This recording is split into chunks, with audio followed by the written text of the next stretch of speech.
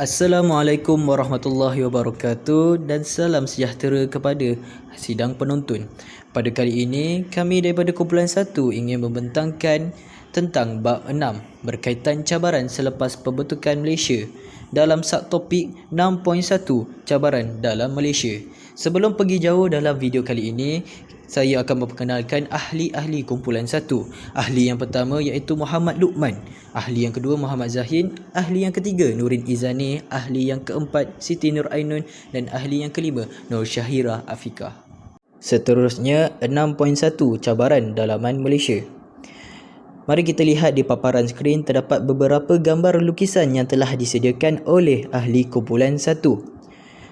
Gambar yang paling besar iaitu gambar peta Malaysia ini menunjukkan bahawa kejayaan persekutuan dalam membentuk Malaysia yang terdiri daripada 13 buah negeri.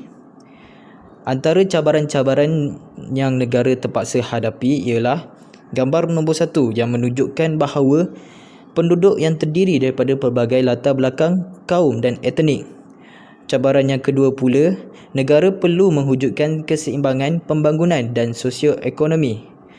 Yang ketiga pula, cabaran yang paling utama sekali ialah cabaran pembangunan dan ekonomi, terutama di Sarawak dan Sabah. Manakala cabaran yang keempat pula, Malaysia juga menghadapi cabaran dalam persaingan politik yang boleh menggugat perpaduan kaum. Dan cabaran yang kelima, ancaman komunis juga dapat menggugat keamanan dan keselamatan negara. Justru itu, gambar yang keenam, kerajaan persekutuan perlulah memainkan peranan utama dan bertanggungjawab dalam menghadapi cabaran berkenaan. Seterusnya, cabaran yang dihadapi oleh Malaysia.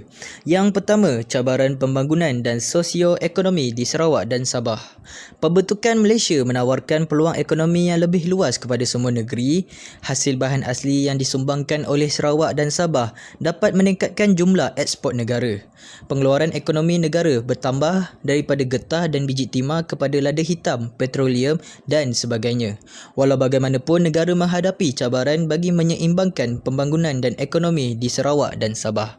Mari kita lihat gambar di bawah iaitu cabaran kecil dalam pembangunan sosioekonomi.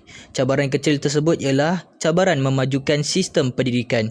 Seterusnya, mari kita lihat bahagian gambar di sebelah kiri iaitu berkenaan cabaran mempelbagaikan kegiatan ekonomi. Seperti kita tahu, Sarawak dan Sabah mempunyai kekayaan hasil bumi yang banyak, tetapi rakyat negeri Sarawak dan Sabah masih mengamalkan pertanian sara diri. Bagi melibatkan rakyat dengan aktiviti ekonomi komersial, kerajaan menyusun bidang pekerjaan serta mempelbagaikan pertanian komersial seperti kelapa sawit, getah dan koko. Kerajaan juga membuka peluang kepada penduduk menyertai kegiatan ekonomi berkaitan petroleum.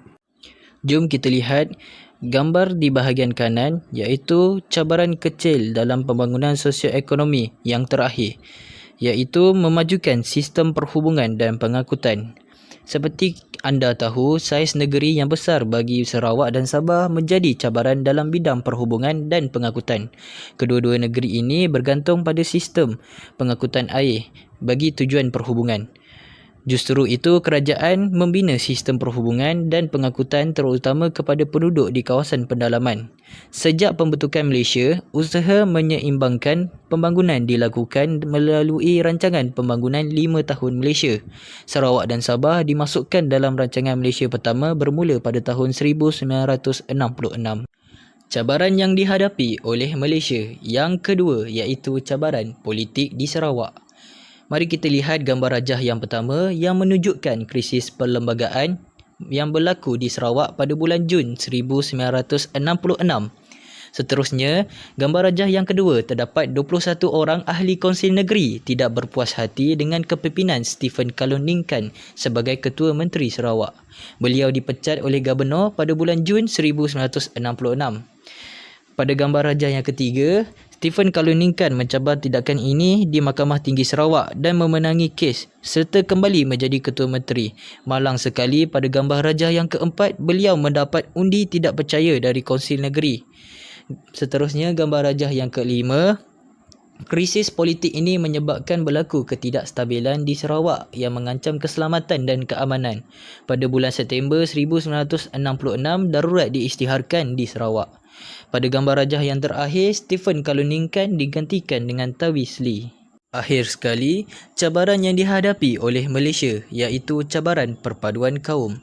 Usaha mewujudkan perpaduan kaum dan integrasi nasional merupakan cabaran besar yang dihadapi oleh Malaysia. Penduduk negara kita mempunyai pelbagai kaum, antaranya termasuklah Melayu, Cina, India, Melanau, Iban, Berdayuh, Kadazan Dusun dan sebagainya. Dengan penduduk yang berbagai budaya ini, perpaduan sentiasa menjadi agenda bagi pengurusan masyarakat dan pemerintahan negara. Selain itu, jarak antara Semenanjung Malaysia dengan Sarawak dan Sabah menjadi cabaran kepada integrasi nasional serta sukar memupuk semangat satu negara. Itu sahaja daripada kami. Sekian, terima kasih.